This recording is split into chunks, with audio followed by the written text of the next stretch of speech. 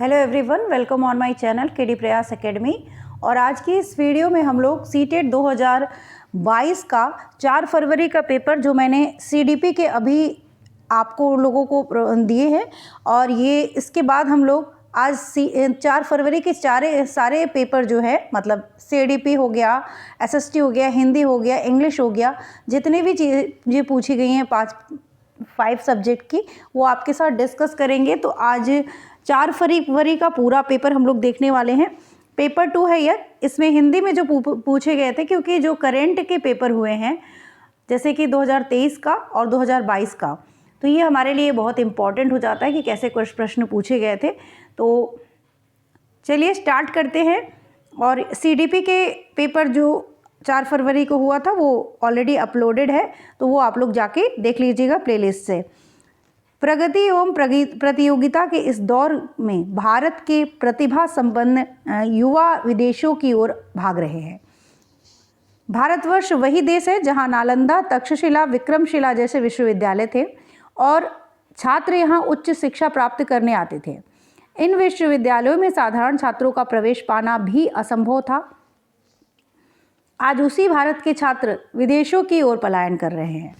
उच्च स्तरीय एवं प्रतिष्ठित संस्थाओं से शिक्षा ग्रहण करने के उपरांत उनका यही प्रयास होता है कि वे किसी तरह विदेश चले जाएं और अधिकाधिक धनार्जन करें।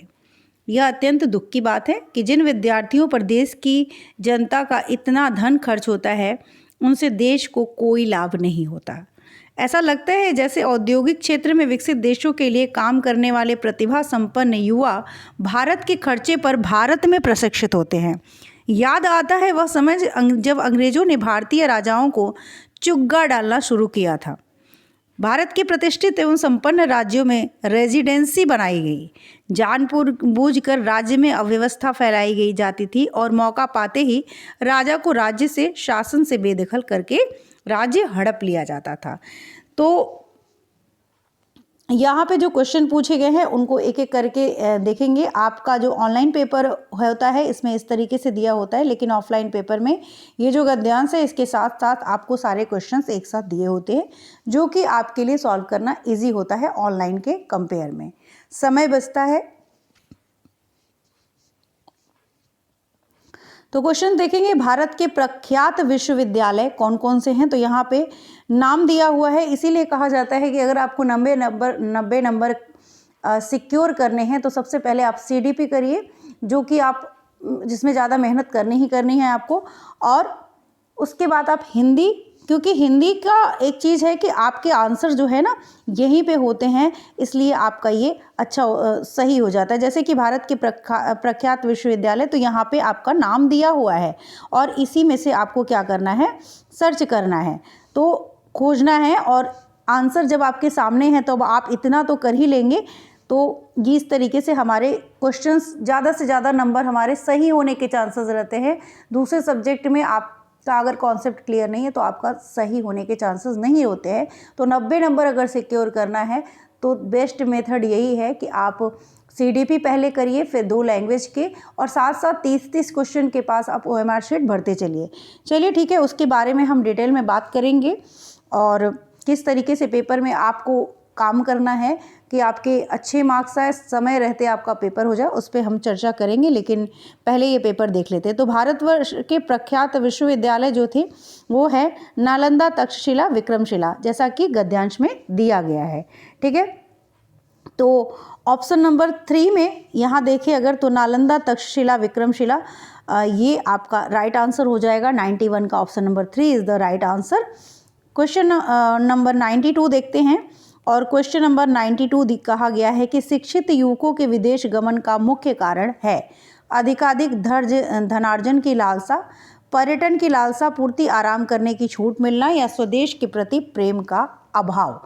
तो यहाँ पे जो राइट आंसर हो जाएगा वो हो जाएगा आपका ऑप्शन नंबर 1, यानी अधिकाधिक धनार्जन की लालसा। ठीक है, नेक्स्ट क्वेश्चन देखते हैं। अंग्रेज भारतीय राजाओं का राज्य हड़पते थे। भारतीय राजाओं की सेना में भर्ती होकर अनेक राज्यों में सभाएं आयोजित करके राज्य की सुरक्षा के बहाने अव्यवस्था फैलाकर या भारतीय राजाओं को धन का प्रलोभन देकर तो जो राइट आंसर हो जाएगा वो हो जाएगा आपका ऑप्शन नंबर 3, यानी राज्य की सुरक्षा के बहाने अव्यवस्था फैलाकर। ठीक है, 93 का option number 3 is the right answer. Next question देखते हैं। प्रस्तुत गद्यांश में प्रमुख समस्या: विद्यार्थियों की अशिक्षा, युवकों की मानसिक स्थिति, विश्वविद्यालयों का गिरता शैक्षिक स्तर या शिक्षित युवकों का विदेश पलायन। तो जो ये इस गद्यांश में बात की गई है वो शिक्षित युवकों का विदेश पलायन, ये प्रमुख समस्या है। ठीक है, तो 94 का option number 4 is the correct answer. Question number 95, Bharat के प्रतिभा संपन्न युवा किस ओर भाग रहे हैं? विदेशों की ओर, स्वदेश की ओर, अवनति की ओर या स्वार्थ की ओर? तो राइट आंसर है विदेशों की ओर। सारे आंसर जो है आपको इस गद्यांश के अंदर ही हैं।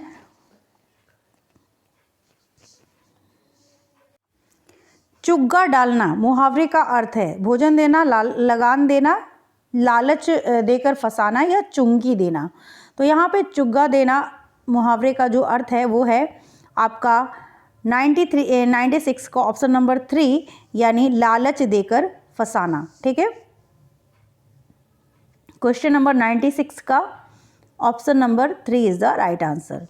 क्वेश्चन नंबर 97 देखते हैं। शब्द का शुद्ध रूप होगा औद्योगिक, औद्योगिक, औद्योगिक या औद्योगिक। कौन सा सही लिखा हुआ है वो देखना है। तो अगर आप इसमें ढूंढें तो हो सकता है कि आपको मिल जाए। यहाँ पे लिखा हुआ है जैसे कि औद्योगिक। ठीक है, तो इसके हिसाब से कौन सा राइट ऑप्शन हो जाएगा? आपका हो जाएगा ऑप्शन नंबर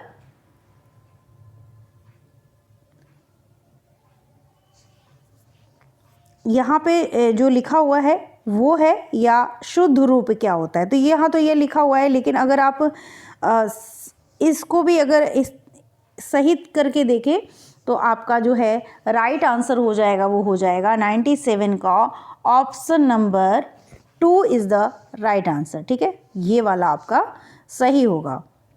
अब यहाँ पे आप लोगों को जैसे लग रहा है कि ये चीज़ लिखा हुआ है, लेकिन ये आपका अगर शुद्ध रूप देखा जाए तो ये ऑप्शन आपका सही होगा। नेक्स्ट क्वेश्चन देखते हैं।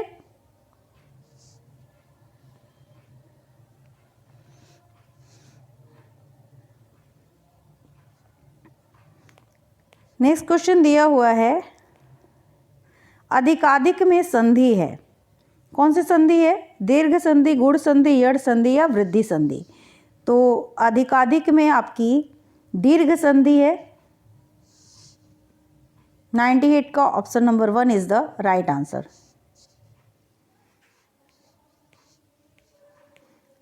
प्रगति में उपसर्ग एवं मूल शब्द होगा।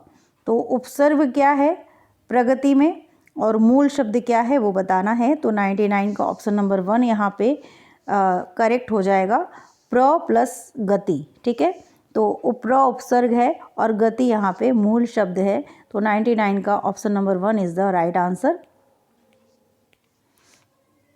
इसके बाद हमारा ये पद्यांश आ गया। जिंदगी जिसके जी आनंद है, जो हवाओं की तरह स्वच्छंद है, आत्मा की राह पर जो चल पड़ा, समझ लेना वो विवेकानंद है। बंध सका न वो नगर या गांव से, वो रुका न धूप से न छाव से, दिग्भ्रमण का व्रत लिए जो चल पड़ा, मापता था दूरियां खुद पाँव से, मस्त रहता था मतंगों की तरह, रूप उसका था अनंगों की तरह, रूप सियों ने उसे घेरा मगर व्यर्थ मडराई पतंगों की तरह, वनगिरी पर्वत कहाँ भटका नहीं, कौन सा था विष जिसे गटका नहीं, पर जिया तो सूर्य के आलोक सा, दीनता के पास भी भटका नहीं। तो यहाँ पे हवा और विवेकानंद के स्वभाव में कौन सी समानता थी? शीतलता की, सुगंध, गर्मी या मुक्त विचरण की। तो जो राइट आंसर हो जाएगा वो हो जाएगा आपका मुक्त विचरण। ठीक है, नेक्स्ट क्वेश्चन देखते हैं। क्वेश्चन नंबर 101 का विवेकानंद स्वभाव से कैसे थे? डरे हुए, स्वच्छंद, असहनशील या उद्दंड। तो जो राइट आंसर हो जाएगा वो हो जाएगा ऑप्शन नंबर 2 यानी स्वच्छंद। ठीक है, नेक्स्ट क्वेश्चन देखते हैं। क्वेश्चन नंबर 102, अनंगी की तरह से विवेकानंद की किस विशेषता का पता चलता है? तेजस्विता, सुंदरता, सज्जनता या वीरता? तो यहाँ पे जो राइट आंसर हो जाएगा वो हो जाएगा आपका 102 का option number 2 is the right answer यानी सुंदरता। क्वेश्चन नंबर 103 देखते हैं और क्वेश्चन 103 में पूछा गया विष का इस कविता के अनुसार क्या अर्थ है? कष्ट, अपमान, जहर या प्रदूषण? तो ऑप्शन नंबर 1 यानी कष्ट राइट आंसर हो जाएगा। और नेक्स्ट क्वेश्चन 103 का option number 1 is the right answer. उसके बाद देखते हैं क्वेश्चन नंबर 104 में क्या पूछा गया है? दीनता के पास भी भटका नहीं का क्या आशय है?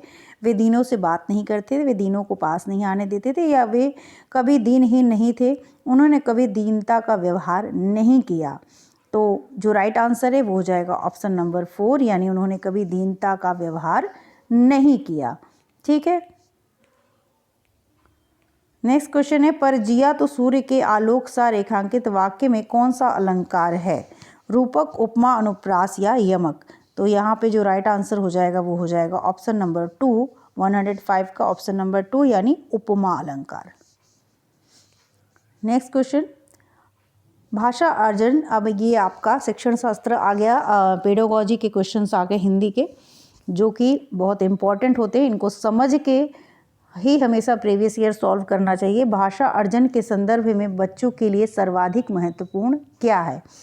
अगर इस समय ज़रूरत पड़े तो आप रट भी लीजिए, क्योंकि क्वेश्चन रिपीट होते हैं और इसी बेसिस पे प्रश्न अगर घुमा फिरा के भी बनाएगा तो इसी को थोड़ा सा लैंग्वेज लिखने का तरीका बदल जाएगा। क्वेश्चन यही होते हैं।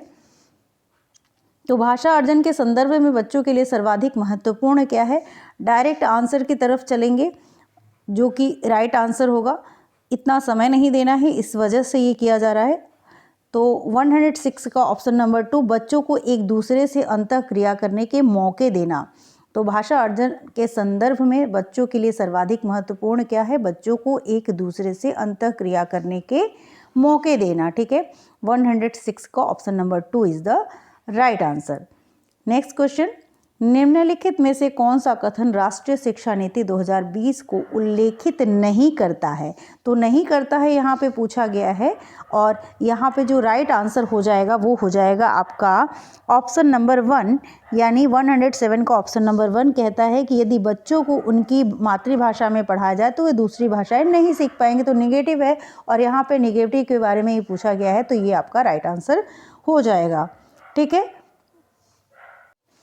नॉम चॉम्स्की का इस बात में दृढ़ विश्वास था कि बच्चे व्याकरण के सहजात ज्ञान के साथ जन्म लेते हैं जो कुछ भाषाओं के अर्जन का आधार बनता है, सभी भाषाओं के अर्जन का आधार बनता है, कुछ भाषाओं के अधिगम का आधार बनता है, या सभी भाषाओं के अधिगम का आधार बनता है। तो जो यहाँ पे राइट आंसर हो जाएगा वो हो जाएगा ऑप्शन नंबर 2 यानी सभी भाषाओं के अर्जन का आधार बनता है।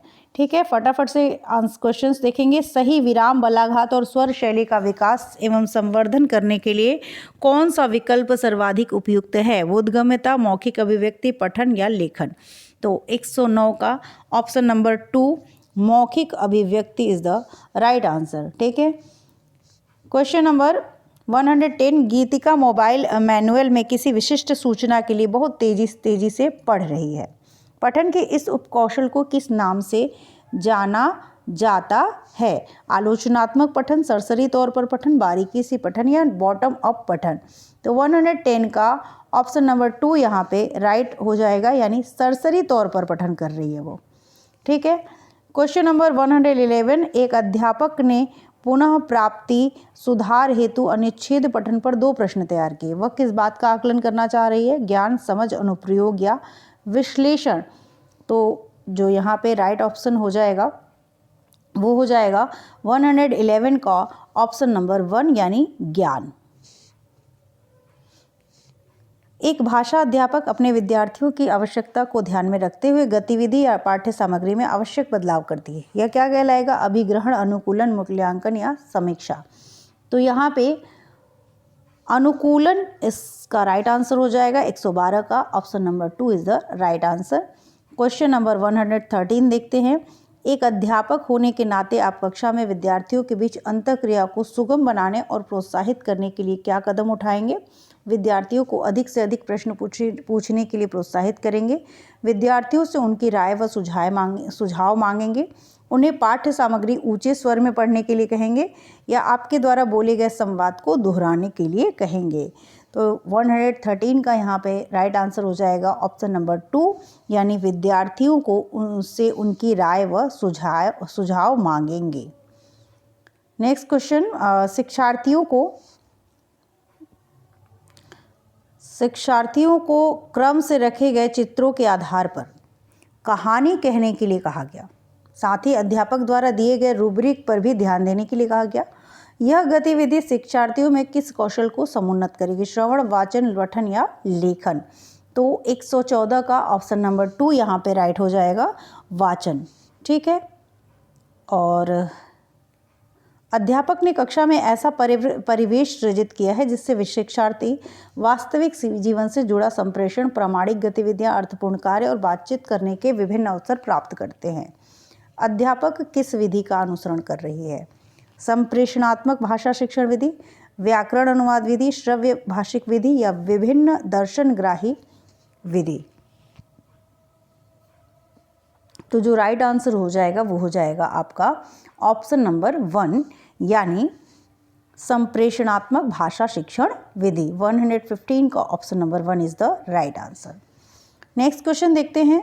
विद्यार्थियों को शब्द संपदा की समझ देते हुए अध्यापक अर्थों के आधार पर शब्दों के समूह बनाते हैं, जैसे विद्यालय, कॉलेज, विश्वविद्यालय आदि। इस समूहीकरण को क्या कहेंगे? ध्वन्यात्मक समूहीकरण, व्याकरणात्मक समूहीकरण, अर्थ विज्ञान समूहीकरण या कोश विषयक समूहीकरण? तो 116 का ऑप्शन नंबर 3 यहाँ पे राइट हो जाएगा, अर्थ विज्ञान समूहीकरण। ठीक है। नेक्स्ट क्वेश्चन 117 और 3 क्वेश्चन और रह गए हैं हिंदी के। तो आप लोग वीडियो को लाइक कर दीजिएगा, अपने फ्रेंड्स को शेयर कर दीजिएगा, और 1000 सब्सक्राइबर का एक टारगेट रखा गया है जिसको पूरा करने में आई होप कि आप लोगों को वीडियो अच्छी लगी हो, तो ज़रूर सब्सक्राइब करिए और सब्सक्राइब करवाइए भी। जो भी आपके फ्रेंड्स हैं उनको शेयर करिए। वह विधि जिनके माध्यम से अध्यापक बच्चों को जीवन के अनुभव से जोड़ते हुए बुद्धिमत्ता के साथ मातृभाषा का प्रयोग करता है, किस रूप में जानी जाती है? बहुभाषिक विधि, द्विभाषिक विधि, व्याकरण अनुवाद विधि या प्रत्यक्ष विधि? तो जो यहाँ पे राइट आंसर है आपका वो हो जाएगा द्विभाषिक विधि। ठीक है। 117 का ऑप्शन नंबर 2 जो है यहाँ पे वो राइट हो जाएगा। और नेक्स्ट क्वेश्चन देखते हैं 118। एक अध्यापक ने कक्षा 8 के शिक्षार्थियों को नाटक के कथानक और महत्वपूर्ण घटनाओं का सारांशीकरण करने के लिए कहा है। यह कार्य ब्लूम टैक्सोनॉमी के किस संज्ञानात्मक क्षेत्र से संबंधित है? ज्ञान, समझ, अनुप्रयोग, मूल्यांकन? तो जो राइट आंसर है वो हो जाएगा समझ, यानी अंडरस्टैंडिंग पर आधारित है। ठीक है। 118 का option number 2 is the right answer. और नेक्स्ट क्वेश्चन देखते हैं। अनुच्छेद लिखते समय व्याकरण, विराम चिन्ह और वर्तनी की जांच करना प्रक्रिया लेखन का कौन सा चरण है? प्रारूपण, संपादन, प्रकाशन या विचार बिंदु खोजना? 119 का यहाँ पे ऑप्शन नंबर 2 जो है ये राइट हो जाएगा, संपादन। ठीक है।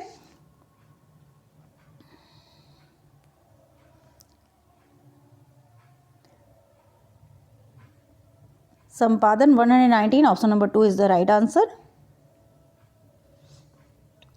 शिक्षण शास्त्रीय विधि के रूप में कथा वाचन के बारे में कौन सा सही नहीं है? कहानी से मिली सीख को याद करने में मदद करता है, यह देश की क्षेत्रीय और सांस्कृतिक विविधता को समझने में मदद करता है, कहानियों को सभी स्तरों पर पाठ्यचर्या में एकीकृत करने में मदद करता है, कल्पनाशीलता और रचनात्मकता की क्षमता का संवर्धन करने में मदद करता है। तो जो यहाँ पे राइट आंसर हो जाएगा, यहाँ नहीं पूछा गया है, तो जो राइट आंसर है वो है आपका ऑप्शन नंबर 1, यानी कहानी से मिली सीख को याद करने में मदद करता है, इज़ द राइट आंसर। इसके बाद हमारे इंग्लिश का अगर लैंग्वेज 2 में लैंग्वेज 1 में हिंदी और लैंग्वेज 2 में इंग्लिश सेलेक्ट किया है तो ये पेपर इंग्लिश का है। और इसको हम लोग नेक्स्ट वीडियो में देखेंगे। और हिंदी अगर भाषा 1 का सिलेक्ट किया है तो ये था, जिसको हम देख चुके हैं। वीडियो को लाइक कर दीजिएगा। नेक्स्ट वीडियो में मिलते हैं। इंग्लिश CDP के जो पेपर है वो आप लोग देख लीजिएगा, अभी अपलोड कर दिया गया है तो वो देख लीजिएगा। जितने भी 4 फरवरी को पेपर हुए थे वो सब हम डिस्कस करेंगे।